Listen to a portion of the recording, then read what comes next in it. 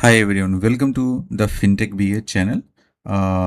Today we are going to discuss about how a loan gets approved. Okay, when you apply, for loan like personal loan, home loan, or LAP loan, then how internally process happens and how you get the notification that your loan is approved and you are eligible for this much amount and that much amount, and also sometimes you might be receiving the call from customer services that you have pre-approved loans and all that, right?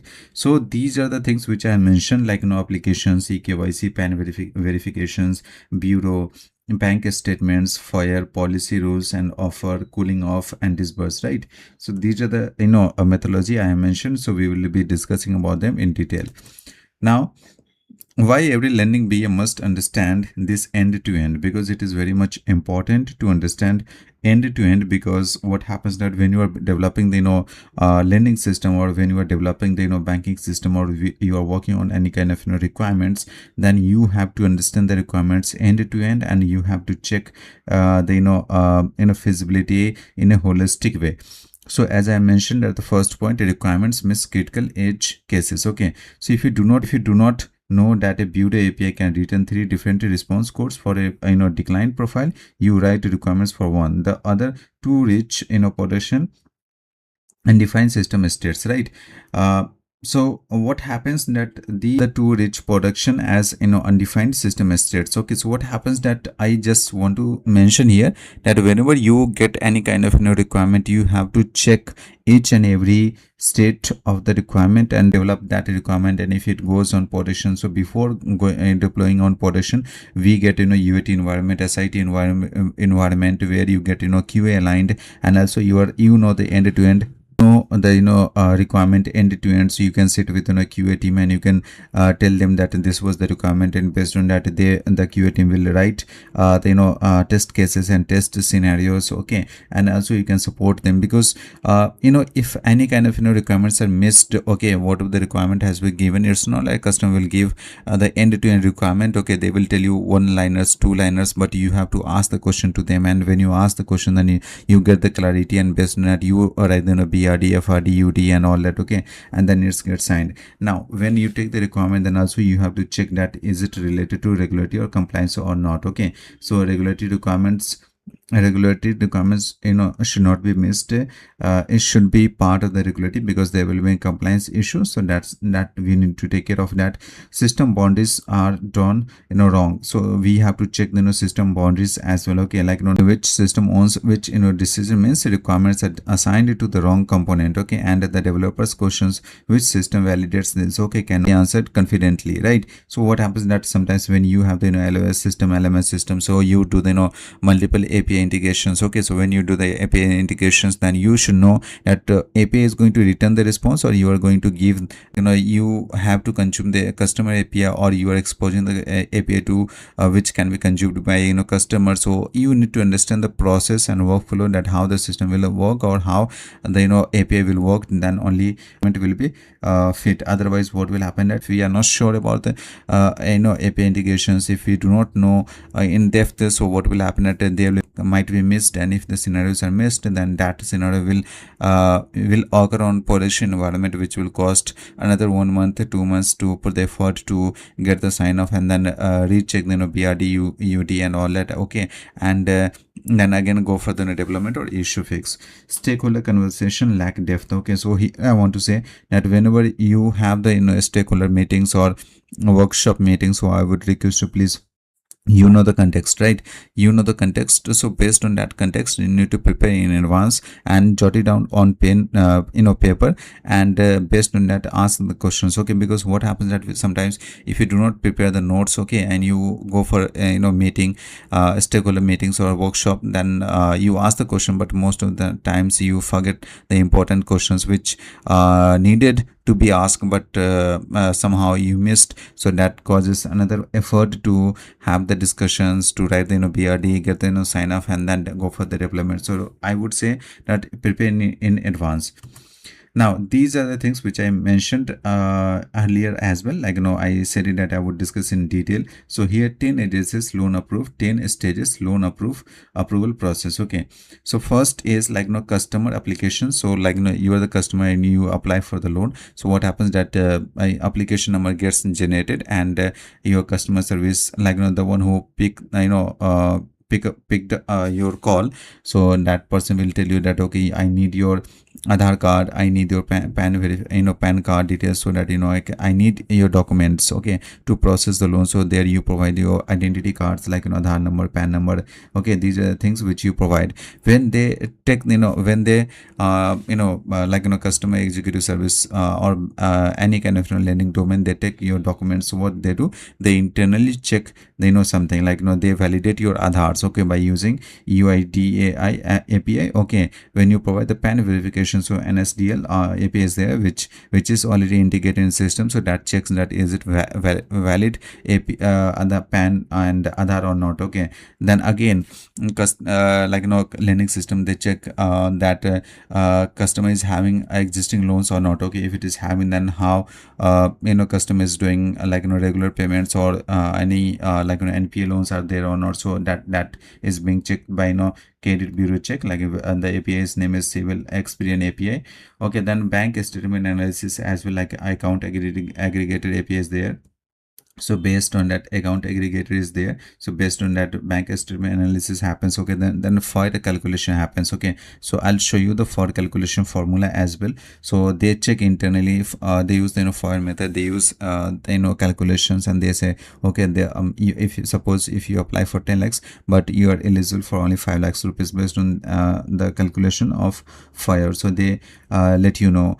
Then policy rules engines are there, like, they have to check the internal policies, multiple deviations, and multiple deviations are there. So they check the policy internally, and they come to decisions. Okay, then offer generations, like, allows pricing and all that, then cooling off period. Okay, and then disbursement. So final disbursement happens. Okay, so when it comes to disbursement stage, so before coming to disbursement stage, okay, multiple stages are there, multiple verifications are there. So they do internally, they come to disbursement stage, and then say to you that your loan is approved, and you are about to get the payments. Okay, so you get the payment within 2 hours, 3 hours, and all that. Okay, so that's the loan approval process. Now, customer application, the journey begins. Okay, so as I have discussed about, what happens that you submit the personal details, like, name, date of birth, PAN, Aadhaar, and then contact, like, you have the mobile number, so that gets verified. Email ID also gets verified. Then employment details, like, you are the salaried person, self-employed, or business person. Okay, income, like, how do you get the salary? When you are salaried person, then definitely you would be getting the monthly salary. If you are the business person, then you have the business. Based on that, your income will be judged.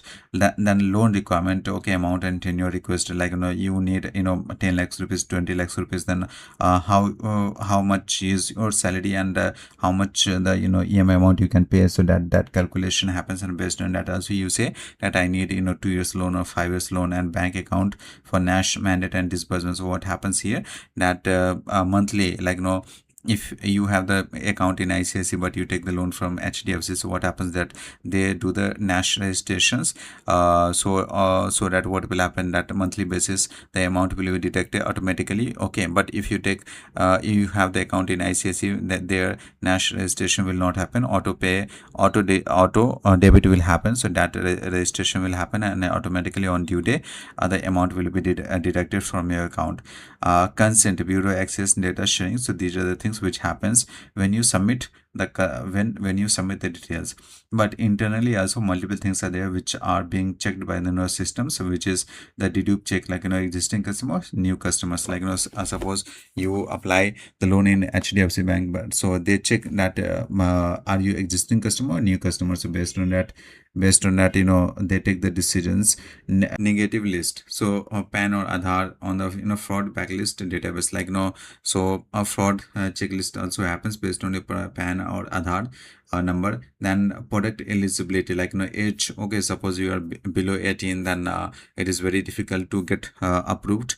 But when you are closer to 18, then also what happens that bank, they use the dedupe and take the risk and they approve the loan. But when you are 18 and more than that, then it is very easy to get get the loan approved. Okay, then geography, employment type, and basic filters. So these are the things which happens.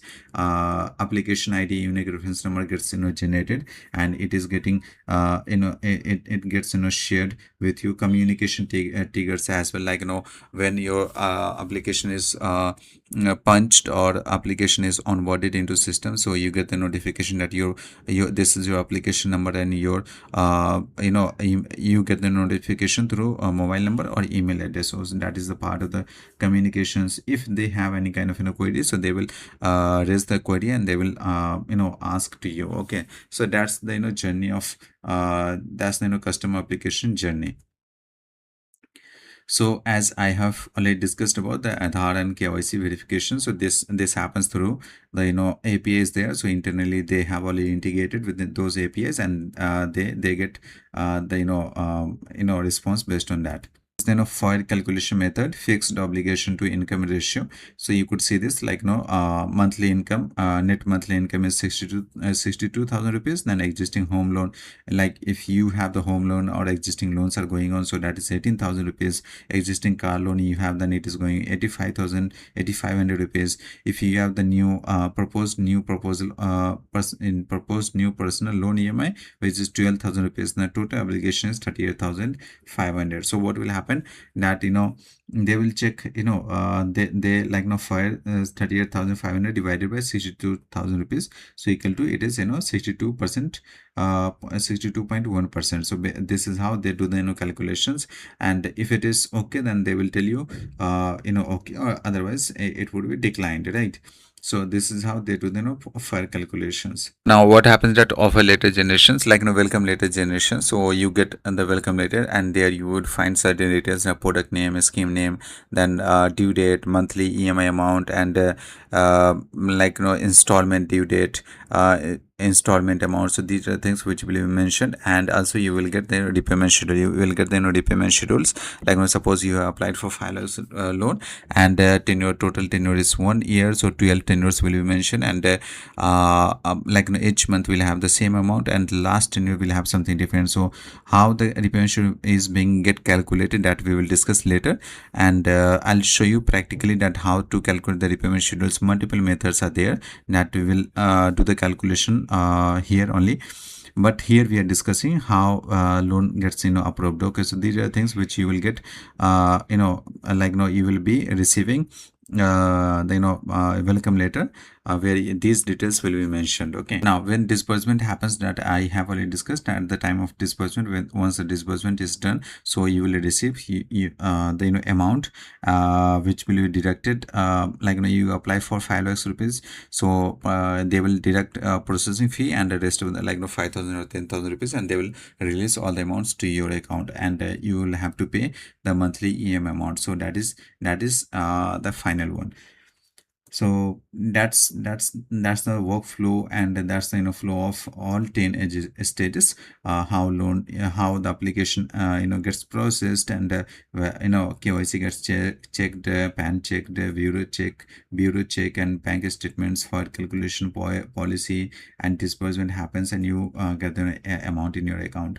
So that's the complete workflow of the loan approval. That's all about it. And if you have any question related to loan approval workflow, then please put the question in comment box, and I would be happy to take your questions, and I would provide my response over there.